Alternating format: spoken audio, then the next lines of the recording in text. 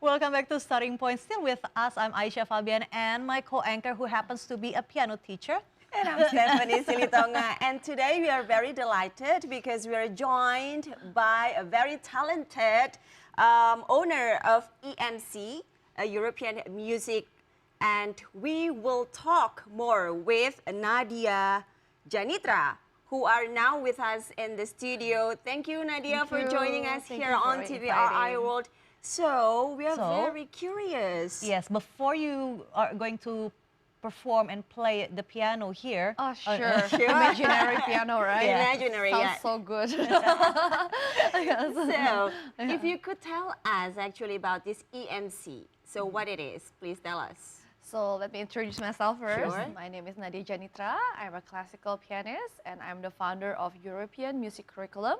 It's a curriculum that is specially designed for Indonesian students. And over my 10 years of music teaching in Indonesia, I find that Indonesian people need a strong foundation for their music development. That's why EMC is created. Okay, but how about your education background before you start your own EMC here? I studied in the Netherlands at the Den Haag Royal Conservatory. I graduated from my bachelor degree and Master of Music in Performance, both in classical music. And then I went back to Indonesia and started my teaching career here like 10 years ago. Wow. 10 years for teaching, but how long have you been playing piano? Oh, since I was 4. My mom is also a piano teacher, just like you. Wow. And my grandma is also a piano teacher. So I'm already the 3rd generation. Probably is in the blood. Yeah, it runs in the blood, yeah? Yes, it probably is in the blood, yes. But I was teaching since I was 17 already. So actually, it's like half of my life. Wow, that's very interesting. You Yes. have a very talented family. And yes, music family, is in your blood. Yes. So please tell us the difference actually with this EMC with other music curriculum that we have currently in Indonesia. I think EMC is different because it's specially curated for different talents. Because as you know, as a piano teacher, some children can practice so many hours, but some children can just have fun, right? So we have different type of curriculum for each type of talents and different children. So I think it's specially designed for each one of them and try to embrace their own talents and their own skills and to be the best version of what they want. And also parents are also different, right? Some parents want children to be a professional pianist, but some parents only want the children to have fun and have a good experience in music. So we have different paths in different talents. Oh, so through EMC, it's kind of like curating based on the children's needs. And but why do you believe that music plays a crucial role in children, in a child development?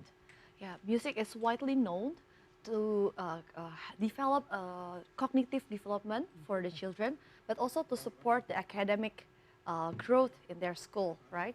So I asked my students who can read notes fast, for example, like, do you like math at school?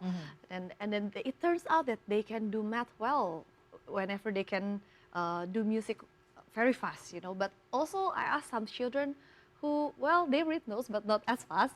So how is your mathematics at school? It's like, yeah, okay. So I don't know why, but it has some correlation between the music and also the academic growth at school. Yeah. You know, and you also know as a piano teacher, to learn music, you need to concentrate, you need to sit still, you need to pay attention to the notes, and then follow the rhythm, you know, and then it creates such a concentration at such an early age. And then when they go to school, they become more concentrated, they pay more attention in the lesson, they listen better to the teacher. And then I think that's why it boosts the academic growth. Yes. So you really believe that it's actually, music actually helps to stimulate children's brain, I think it's different, yes. Right. Yes. And please take us a little back Yes. about how actually, or what actually inspired you to create this EMC in Indonesia. Well, I come back and then I see the children in Netherlands. They are so strong in foundation. They have so many experience in music.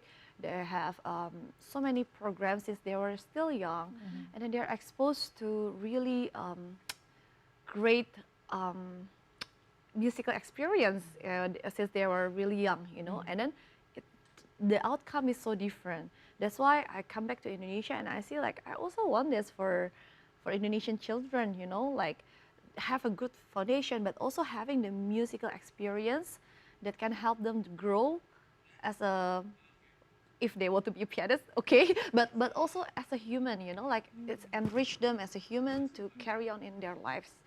Because yeah, learning piano gives so many benefits, not only just to play the notes, but you know, you're a ballerina yourself, right?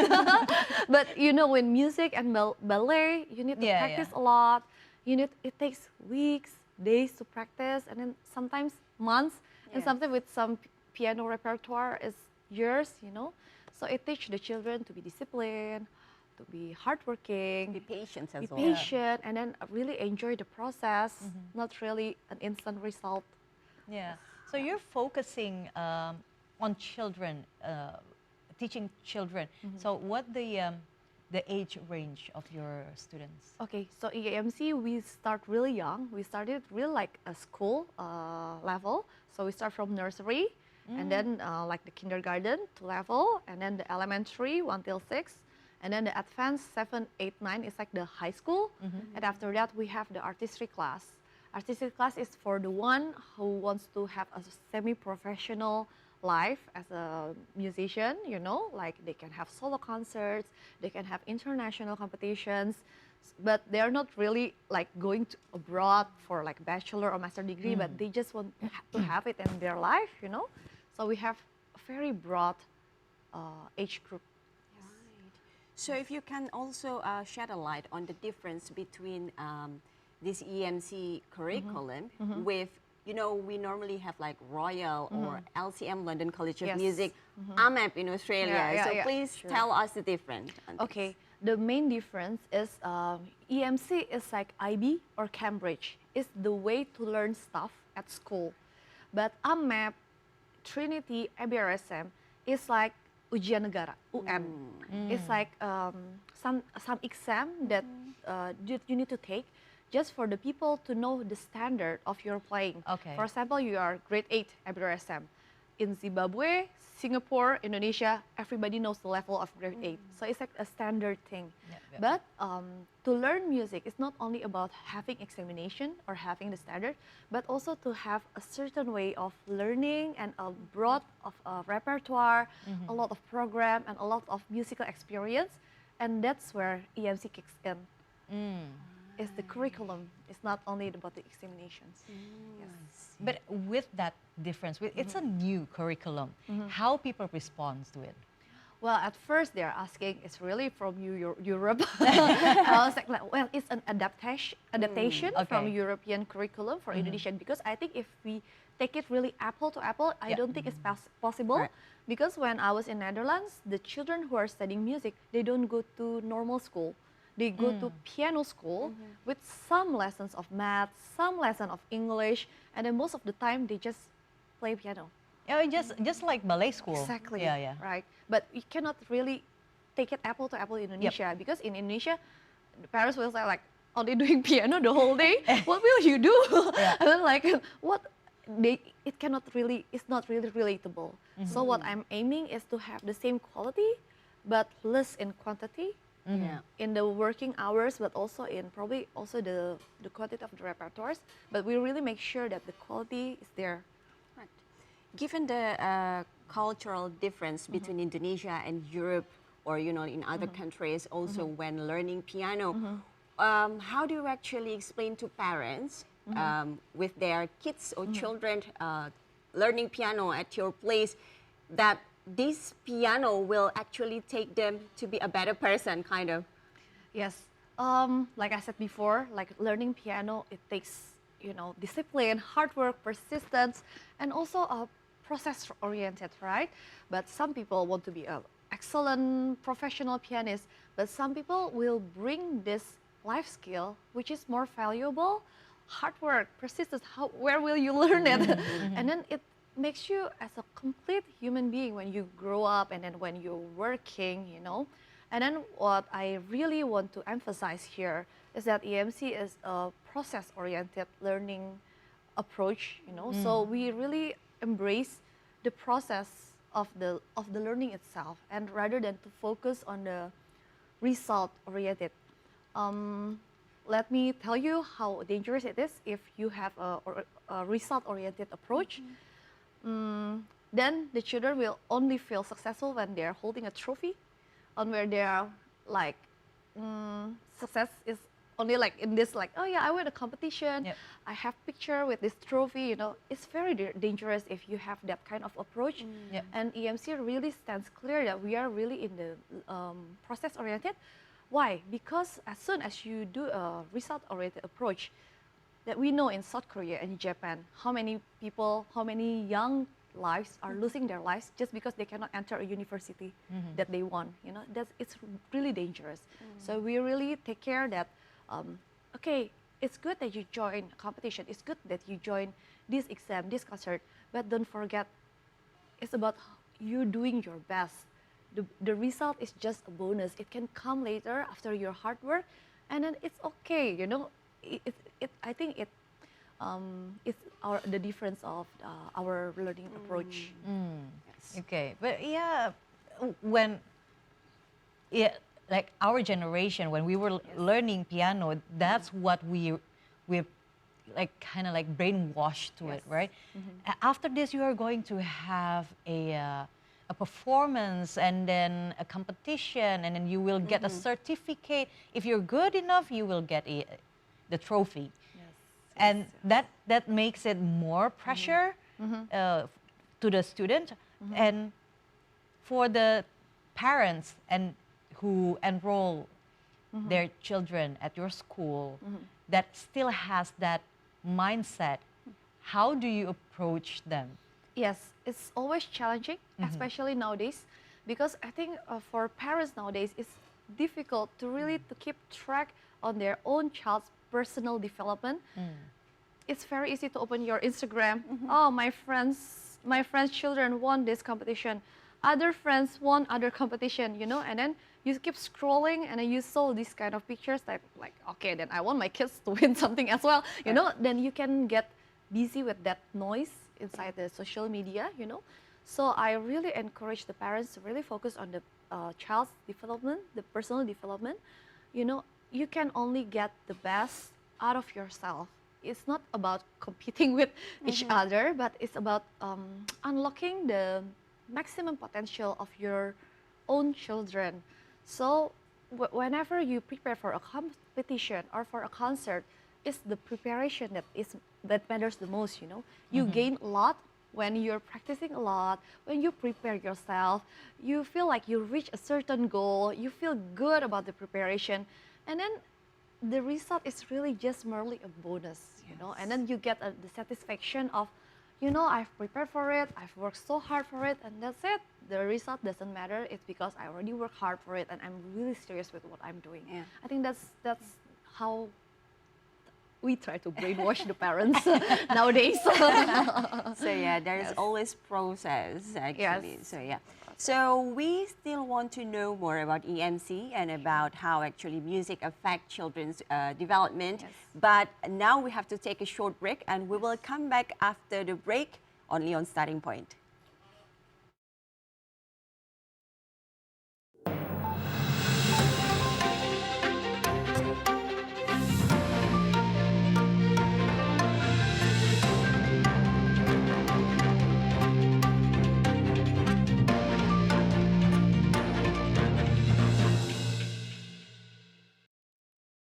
So welcome back to Starting Point, still with us, and also with Nadia Janitra, the founder of European Music Curriculum.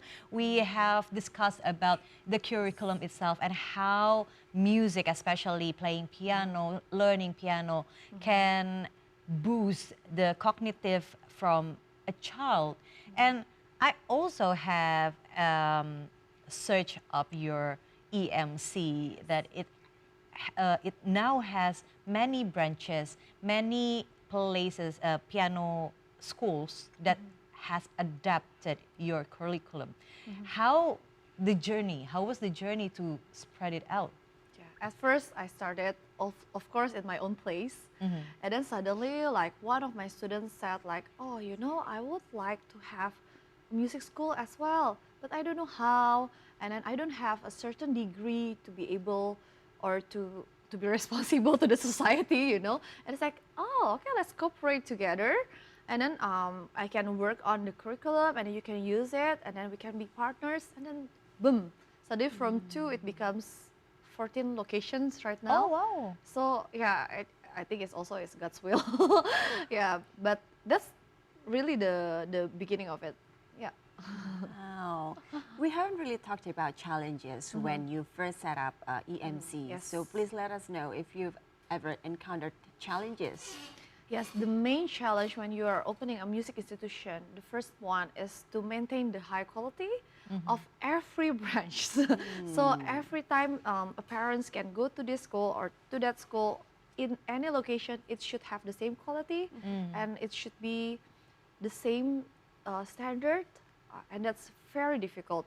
But when we succeed, I think the quality speaks louder than any form of advertisement. And then the second one is to keep the balance between the seriousness to learn piano. You know how hard it is to practice and then to do it right. You do it for hours, but also we want to balance it with the enjoyment of playing piano, especially the little children. We want to embrace the love of music as well, not only the hard work and the behind the scenes stories, but also to keep the balance between the seriousness and the having fun of it. You know, it's really the challenge for us. So do you think like having performance or the exam, it's all the necessary things to be shared also with the students, because it's showcasing what the progress that they've made during their entire learning process. Oh yeah, totally. So in 1 year we have 3 programs. So we do it like once every 4 months. It's important to keep track of the students' development. So the next one is in April. It's actually the examinations. So there the student has to be responsible with their program and then to show us that they are well-rounded as a player. They have to play a certain amount of repertoires, you know. And then the next one, in 4 months, usually we encourage them to do a competition, not to just for the trophy, but the learning experience, you know, because in competition, you gain so much. For example, like a strong mentality, how to control your nerve in front of the jury. The judges are sitting very close to you, right? And then you're being judged, and then how to still perform well even though you're under pressure. And then also the skill of adapting to the instrument in seconds, because in competition we cannot try the piano, right? Unlike in concert or like or any show, we can have a general rehearsal, but in competition you have to adapt like seconds, and that's very important for the children. And the last one is an annual concert. We make a concert where the children can have fun, and also we invite the family who can play music to play together in the concert. Last concert we have a string quartet when the mother is playing the violin, our student playing piano, and then sister playing cello, and the father plays trumpet.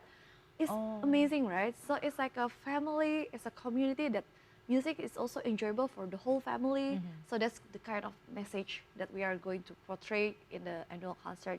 So that's why we have those 3 programs, because I think it's very important for the children to experience various experience in music, not only just concerts, not only just competitions, but also not only just examination. It's maintaining the proportion of each program. I think it's very important for a child's development. Yeah. I'm also curious with EMC, do you only teach like classical music, or you also let your actually students to play kind of like pop or jazz or whatever they want the genre is?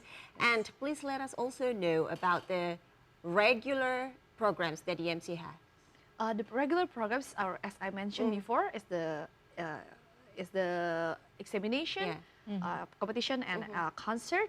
But the regular, you mean the concert, the extra concert that we are going to do? Ah, yeah, okay.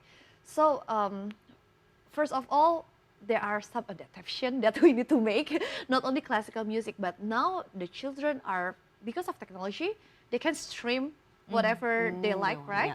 A lot of children come to the lesson with game song, sometimes with the tutorial from YouTube, but sometimes they can already play it, you know. And currently Squid Game is very popular. Yes, yes. Yeah, probably a lot of piano teachers are teaching Squid Game right now. Yeah, but also like, for example, we also open the different genre, you know. For example, last time we make a concert in Jakarta Aquarium Safari, and we make a concert about animated children's movie. So it's like yeah, you know, like Let It Go, the Moana, you know, that we played in the aquarium. Disclaimer, it's not inside the water, so it's not wet. It's in front of the tank. But Jakarta Aquarium has such a great stage. It has lighting, it has smoke, but also the children also play with the mermaid. So it's like a magical experience for them to play in such a magical setting, you know. So we also need to adapt with this era, you know, not only classical music, that's really the basic, but we are also opening up to music nowadays, you know. And so also so many children want to play or sing K-pop. But on the daily basis, on the curriculum, you teach the classical. We teach the classical foundation. For example, they have to be able to read notes, they have to be able to count, they have to be able to perform by memory. But if they have more interest in pop, we have improvisation class. But also they can bring their, like the Squid Game, probably they want to bring the tutorial or already the score, we are open to it. But our basic approach is still you still have to be able to read notes, still count the notes. So it's a classical music approach still. Okay, so they still have to be able to play Tchaikovsky. No.